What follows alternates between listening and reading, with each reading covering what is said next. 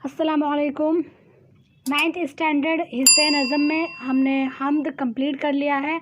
आज इस वीडियो में हम उसके सवालात और जवाबात देखेंगे। तो सबसे पहले क्या है कि जान पहचान की मदद से वेब खाका मुकम्मल कीजिए। तो इसमें हम देखते हैं क्या उनके बारे में जान पहचान में हमने पढ़ा था, उनकी पैदाइश, उनकी वफ़ात, उनके वालिद का नाम और उनके मशहूर शेरी मजमूओं के बारे में।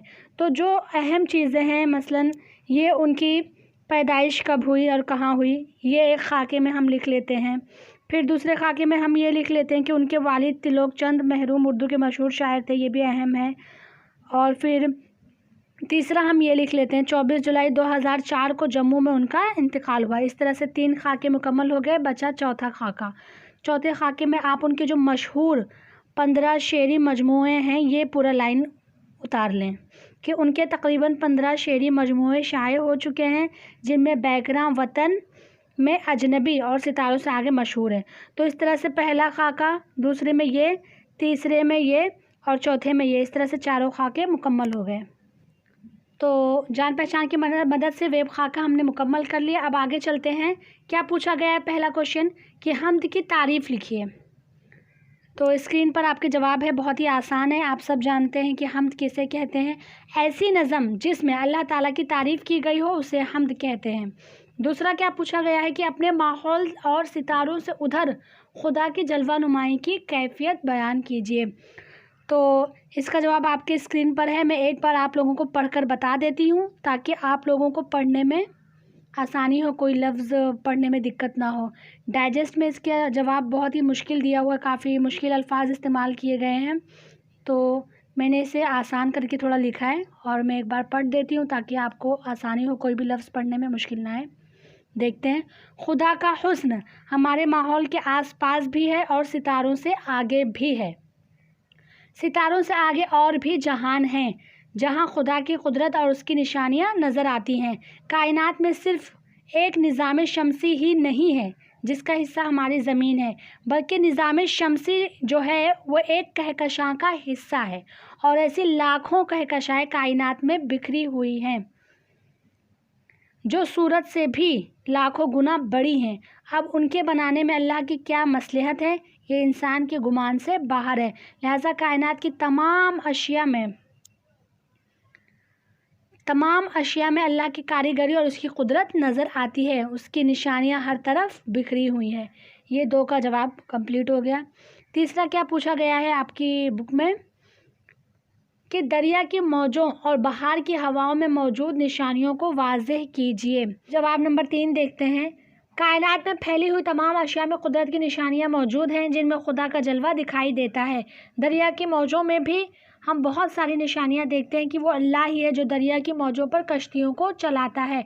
वो अल्लाह ही है जो इतनी बड़ी बड़ी कश्तियों को पानी पर रोके हुए है, उन्हें डूबने नहीं देता, जो कि कुदरत की बड़ी निशानियों में से एक है। उसी ने मौजों की रवानी में दिलकशी पैदा की जो उसके हुस्न की निशानी है। जब यही मौजें और लहरें तेज़ हो जाती हैं तो कहर बर्पा कर देती हैं। आगे क्या है? बहार की हवाओं में ये खूबी है कि ये मुर्दा दरख्तों को ज़िंदगी बख्शती है, इससे मुरझाए हुए फूल दोबारा खिल उठते हैं, हर तरफ हरियाली छा जाती है, मौसम खुशगवार हो जाता है। लिहाजा बहार की फरहत बख्श हवाओं में भी खुदा का हुस्न बिखरा हुआ है। जवाब आप लोगों को बड़ा लग रहा होगा, लेकिन ये बहुत ही आसान जवाब है।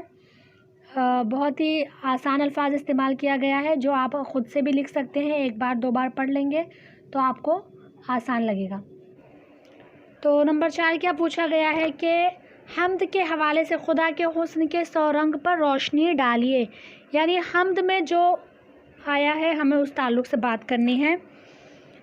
तो इसका जवाब बहुत ही आसान है, मैं एक बार पढ़ के बता देती हूँ ताकि आप लोगों को कोई दिक्कत ना हो। कायनात के ज़र्रे ज़र्रे में खुदा का हुस्न बिखरा हुआ है और उसकी कुदरत की कारीगरी के जलवे दिखाई देते हैं। तो ये जो लाइन है कि कायनात में फैली हुई तमाम अशिया में कुदरत की निशानियाँ मौजूद हैं और जिनमें खुदा का जलवा दिखाई देता है, उसकी कारीगरी मौजूद है, तो ये लाइन आपको हर तशरीह में डाल देना है जिससे आपका जवाब बड़ा भी दिखेगा और आपको ज़्यादा याद करने की ज़रूरत भी नहीं पड़ेगी। تو دیکھتے ہیں اس کا جواب کہ کائنات کے ذرے ذرے میں خدا کا حسن بکھرا ہوا ہے اور اس کی قدرت کی کاریگری کے جلوے دکھائی دیتے ہیں۔ قدرت کے ان جلووں سے لطف اندوز ہونے کے لیے انسان کے پاس نور والی بصیرت ہونی چاہیے، آنکھ ہونی چاہیے، خدا کی قدرت پر ایمان ہونا چاہیے، دل کی گہرائی سے سوچنے کی صلاحیت ہونی چاہیے۔ نور سے بھرا ہوا صبح کا خوشگوار وقت ہو یا ڈھلتی ہوئی شام کا سرخ اجالا ہو جسے شفق کہتے ہیں، یا رات کا گھٹا ٹوپ اندھیرا ہو جس میں ٹمٹماتے ہوئے ستارے، یہ سب خدا کے سو رنگ پر روشنی ڈالتی ہیں۔ تو یہ بہت ہی آسان اور چھوٹا سا جواب ہے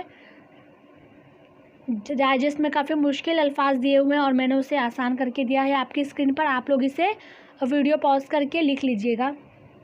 حمد کے ایسے اشعار تلاش کیجئے جن سے ذیل کے مفہوم ظاہر ہوتے ہیں۔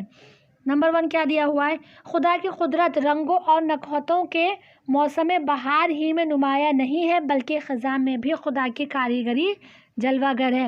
تو آپ دیکھیں گے اس کا جواب پہلے ہی شعر میں ہے۔ ہم جاتے ہیں نظم میں۔ پہلا مصرع دیکھیے یہ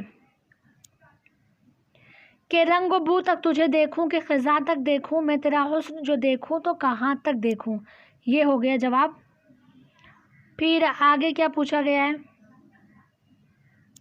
نمبر 2 کہ شاعر خدا کی عظمت کے اس تصور پر قربان ہو جانا چاہتا ہے جس کے سبب اسے کائنات کے ہر ذرے میں خدا کی کاریگری اور حسن دکھائی دیتا ہے۔ تو اس کا جواب یہ والا مصرع ہے۔ کیا ہے یہ؟ کیوں نہ قربان تصور ہوں میں آزاد کے آج نور ہی نور نظر آئے جہاں تک دیکھوں۔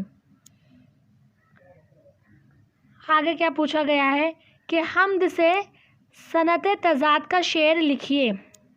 تو ہم چلتے ہیں حمد میں، دیکھتے ہیں کون سا ہے صنعت تضاد کا شعر۔ یہ ہے آج تک تجھ کو جو دیکھا تو یقین تک دیکھا، اب تمنا ہے کہ میں تجھ کو گمان تک دیکھوں۔ تو یقین اور گمان یہ دونوں تضاد ہیں، ضد ہیں، تو یہ صنعت تضاد کا شعر ہو گیا۔ آگے کیا پوچھا گیا کہ اس حمد میں رنگ و بو اور خزاں جیسی متضاد کیفیات کا ذکر ہوا ہے، آپ ان تمام کو اپنی بیاض میں جدول بنا کر لکھیے۔ جیسے صبح شام، تو آپ اس طرح سے بیچ میں متضاد کا جو علامت ہوتا ہے ضرب کا، یہ بنا کر لکھ لیں کہ صبح شام، یقین گمان، نور ظلمت، رنگ بے رنگ۔ آگے کیا کہا گیا ہے کہ موج دریا کی قسم باد بہارا کی قسم تیری رفتار کو اب اور کہاں تک دیکھوں۔ اس شعر میں دریا کی موج کے لیے موج دریا اور بہار کی ہوا کو باد بہار لکھا گیا ہے۔ اسے قواعد میں لفظی ترکیب کہتے ہیں۔ مندرجہ ذیل الفاظ کو لفظی ترکیبوں میں تبدیل کیجیے۔ تو کون کون سے الفاظ دیے ہوئے ہیں؟ صبح کا نور، شام کی شفق، شب کی ظلمت، دریا کی روانی، تصور کے قربان۔ تو یہ ان لفظوں کو کیا کرنا ہے؟ ترکیبوں میں تبدیل کرنا ہے۔ تو دیکھتے ہیں ہم کیسے تبدیل کریں گے۔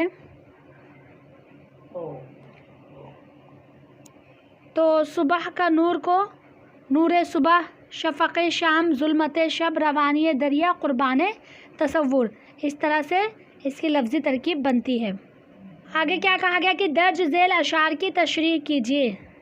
پہلا شعر کیا دیا گیا ہے؟ آج تک تجھ کو جو دیکھا تو یقین تک دیکھا، اب تمنا ہے کہ میں تجھ کو گمان تک دیکھوں۔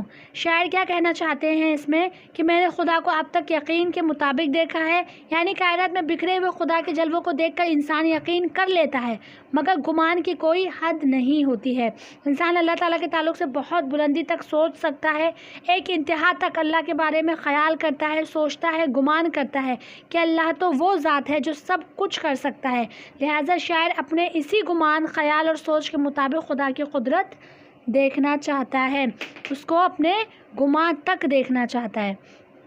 آگے کس شعر کی تشریح کرنا ہے کہ دل کی دنیا میں تو میں تجھ کو بہت ڈھونڈ چکا، اب تیرا حکم جہاں تک ہو وہاں تک دیکھوں۔ تو اس میں شاعر کہتا ہے کہ میں نے خدا کو دل کی دنیا میں بہت ڈھونڈ چکا ہوں اور اب میں خدا کو وہاں تک دیکھنا چاہتا ہوں جہاں تک خدا کا حکم چلتا ہے۔ تو پہلی لائن آپ دیکھیے، جو شعر ہے اسی کو آپ 1-2 لائن بنا کے لکھ سکتے ہیں۔ آگے اور خدا کا حکم تو کائنات کے ذرے ذرے پر چلتا ہے. شاعر کا دل خدا کی تمام نشانیوں پر یقین کرتا ہے، مگر وہ خدا کی نشانیوں میں چھپی ہوئی مصلحت، اس کی قدرت کو سمجھنا چاہتا ہے. کائنات کو سمجھنے کے لیے شاعر ذرے ذرے میں خدا کی قدرت تلاش کرنا چاہتا ہے اور خدا کو وہاں تک دیکھنا چاہتا ہے جہاں تک خدا کا حکم چلتا ہے. تو آپ کے ڈائجسٹ میں کافی مشکل الفاظ میں یہ جوابات دیے ہوئے ہیں، میں نے اسے تھوڑا آسان کر دیا ہے، تو آپ لوگ اسے لکھ لیجئے گا. آگے کیا کہا گیا ہے کہ اس نظم کو تمام طلبہ مل کر ترنم سے پڑھیں. اردو کے 5 نظم نگاروں کی 5 مشہور نظموں کے عنوانات لکھیے. آگے دیکھتے ہیں کہ ذیل میں میر حسن کی مثنوی کے مختلف اشعار دیے گئے. ان میں ہر شعر حمد، مناجات، نعت اور منقبت جیسی شعری صنف سے تعلق رکھتا ہے. ان اشعار کو بغور پڑھ کر ان کے آگے صنف کا نام لکھیے. صنف یعنی میں آپ کو بتا چکی ہوں قسم ہوتا ہے، یعنی کون سی قسم کے اشعار ہیں. تو حمد کسے کہتے ہیں آپ سب کو پتہ ہے، جس میں اللہ تعالیٰ کی تعریف کی گئی ہو. نعت جس میں آپ صلی اللہ علیہ وسلم کی تعریف کی گئی ہو، آپ کی صفات کا بیان کیا گیا ہو. اور مناجات کسے کہتے ہیں؟ مناجات کہتے ہیں جس میں اللہ تعالیٰ سے دعا کی جائے جس نظم میں. منقبت کس نظم کو کہتے ہیں؟ منقبت اس نظم کو کہتے ہیں جس میں اہل بیت، خلفائے راشدین، بزرگان دین، خصوصاً خاص طور پر حضرت علی رضی اللہ عنہ کی شان میں کہی جانے والی نظم کو منقبت کہتے ہیں. تو ہم دیکھتے ہیں پہلا، الہی میں بندہ گناہ گار ہوں، گناہوں میں اپنے گراں بار ہوں، مجھے بخشیو میرے پروردگار. تو اس میں کیا کر رہا ہے؟ دعا کر رہا ہے بندہ اللہ سے، تو یہ مناجات ہو گیا. دوسرا کیا ہے کہ نبی و علی فاطمہ اور حسن حسین ابن حیدر یہ ہیں پنجتن، ہوا یہاں سے ظاہر کمال رسول کہ بہتر ہوئی سب سے اعلی رسول. تو یہ کیا ہو گیا؟ اس میں خاص طور سے علی رضی اللہ تعالیٰ عنہ اور اہل بیت کے تعلق سے کہا بات کی گئی ہے اس شعر میں، تو یہ ہو گیا منقبت. نمبر 3 کیا دیا ہوا ہے کہ نبی کون؟ یعنی رسول کریم، نبوت کے دریا کا در یتیم، کیا حق نے نبیوں کا سردار اسے، بنایا نبوت کا حقدار اسے. تو اس میں آپ صلی اللہ علیہ وسلم کی تعریف کی گئی ہے، آپ کے نبوت کے تعلق سے بات کی گئی ہے، تو یہ نعت ہو گیا. آگے، وہی مالک الملک دنیا ودی ہے قبضے میں اس کے زماں و زمین، وہ معبود یکتا خدائے جہاں کہ جس نے کیا کن میں کون و مکاں. تو اس میں اللہ رب العالمین کی تعریف کی گئی ہے، آپ کی حمد، اللہ رب العالمین کی حمد و ثنا بیان کی گئی ہے، تو یہ حمد ہو گیا. تو الحمدللہ ہم نے سارے سوالات جوابات حل کر لیے. ویڈیو اچھی لگی تو لائک کریں، اپنے دوستوں سے شیئر کریں، جو بھی ڈاؤٹ ہو کمنٹ میں بتائیں. چینل کو سبسکرائب